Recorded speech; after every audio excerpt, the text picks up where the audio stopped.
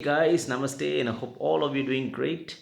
We're going to talk about something very interesting today. All right, it's amusing to begin with, right? There's no such thing as a 2 minute astrologer, but what is that all about, right? But for those who are new, by the way, my name is Prakash, and I teach, not exactly teach, I share my knowledge in Vedic astrology, which I've gathered for the past 14, 15 years now. All right, so or if you would like to have a consultation, I do provide that service as well. All the details is in the description section. Please have a look. Okay, so let's talk about it. So I have a friend, a client actually, client and friend. Now I do a lot of work for her every now and then. Now she's also every time curious, right? She's curious, not only just hearing me, she's always asking why is it so and so and so forth. Why am I giving such a prediction? Based on what and so on so on. So I find her very she's very curious, so I tend to give her more details and pretty much a long audio report. So one fine day I asked her if she's interested to learn, right? If I can give her some basic knowledge because she's curious. And she said yes. So I was excited, so I prepared a curricula. What are the things that she should learn from the basic, because you need to learn. This is a proper, right? You need to learn the classics first. You need to understand the Vedas. It is Vedic. You need to have some basic prerequisites on what the Vedas is all about, right? The four Hindu tenets, the Purusharthas, the Kala Purushas, some of the famous commentaries, like Adi Shankaracharya, the cream of Upanishads. What are those? All those basic things, Vedanta, Vedanga, and all that. So I prepared all that, and she said, "No, no, wait, I'm not interested in all that. No, I'm interested with the mathematical part of it also. I'm not really interested. What I want to impress my friends in a birthday party." So I was like, okay, all right. So first I was kind of, I felt reluctant, because these are serious topics. You must have, some level of commitment, right? Because it is from a religious. Every word that you see in Vedic astrology has a spiritual and religious connotations to it, right? It's not just a word. It has some spiritual connotations to it. So it's important to understand that one. If you don't, then it's going to be, it's just going to be a recreational astrology, right?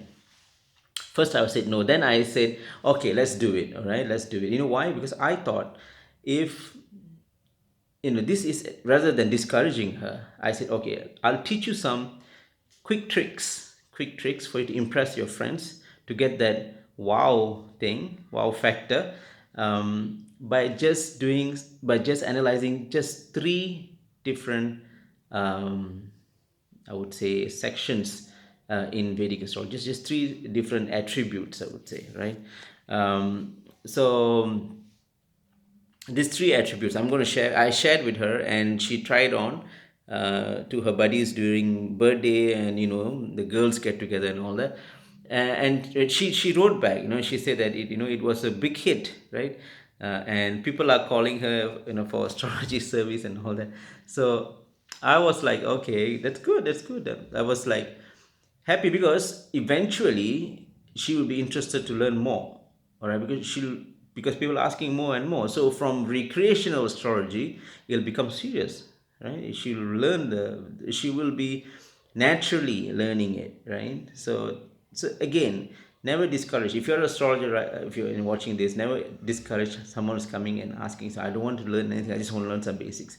Teach them, all right? Teach them, because eventually they will learn more. All right, so putting all that aside, and just to tell you what are the three things. So if you are that 2 minute astrologer, then this is for you. Okay, number one is assessing. Remember, this is the framework. This prerequisite is the framework. Okay, you need to do some reference back to it. All right, first of all is the Tithi.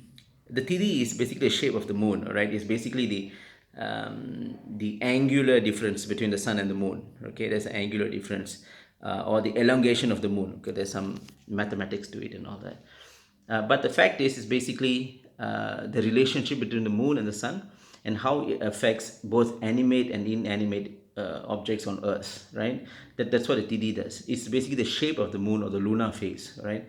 So every shape of the moon, okay, so you have the first 15 days and the first fortnight and the second fortnight. The first fortnight of the lunar phase, the moon's phase, is called the Shukla Paksha, right? Which is the waxing moon, all right, from the dark to the bright, to the full moon, the Purnima, right? Now from there, another 15 days, it goes to the waning, right? So it goes darker and darker and darker. So they're all together actually 28 days, 28.5 days, but this, generally we say 30 days, right? So this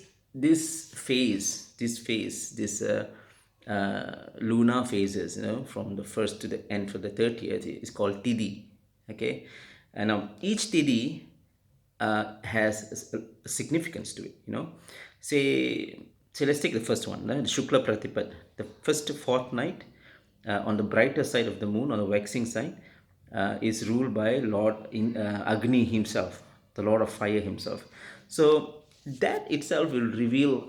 Say if the person you're checking is born on the first Tidi, right, on the Shukla Pratipad, and then if you have the reference to who the deity, in this case, the Lord Agni, and his stories, you look at his Puranas and all that, you will have good references to that. So what's say let's say Krishna Ashtami, for example.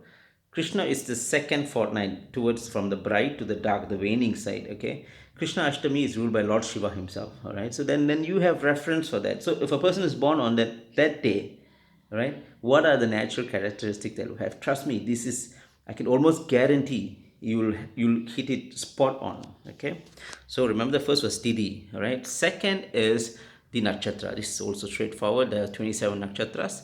And then each, of course, there's 28. Forget about Abhijit. There's 27 nakshatras, and each nakshatra again is associated with a deity. Okay, you can make reference to that, and that will be also very, very apt. It'll really go deep in the person whom you're telling to. He or she will be totally impressed, totally blown away. You'll be that accurate, right? So the more you learn about the nakshatras, the more, because nakshatras is where the essence is, right? The actual source. Right, so Tidi and Nakshatra, and also Vara. That's the third. Vara is the day of the week, right? So Sunday is ruled by Lord Surya. Of course, this moon is Monday, and then Tuesday is Mangal, Wednesday is Mercury, Thursday is Jupiter, Friday is Shukra, Saturday is Shani Bhagavan. So Rahu and Ketu, they don't come into these days, the Varas. So the Vara itself shows the personality, right? So if you take mine, for example, mine was a Sunday, right? Of course, I would like to give my details. If you're interested, just let me know. I can send it to you by email, my personal details, so you can do for research if you want. So again, these are the three things, my friends: the Vara, Nakshatra, and so Tidi. These three things itself will reveal so much about somebody. So just give it a try, give it a go. Maybe you might find it very amusing, and then later you realize that people get serious about it. Somebody, say in a party, everybody is talking, and you go, okay, give me your details, and you look at the chart and you say, okay, Vara is so and so, such and such, and then the deities are so and so forth, and with that people will tend to get, the listener will have certain things that goes deep into him or her, and that will create interest both on you and the person who's listening as well.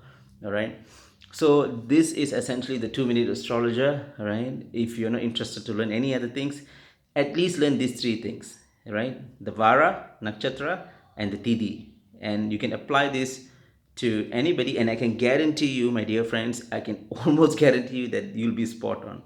All right, so that's about it. So thank you so much for listening, for tuning back to my channel. And if you have any questions, just put it in the comments. If you like to contact me personally, also my email is in the description section. So take care, and may God bless you. Namaste.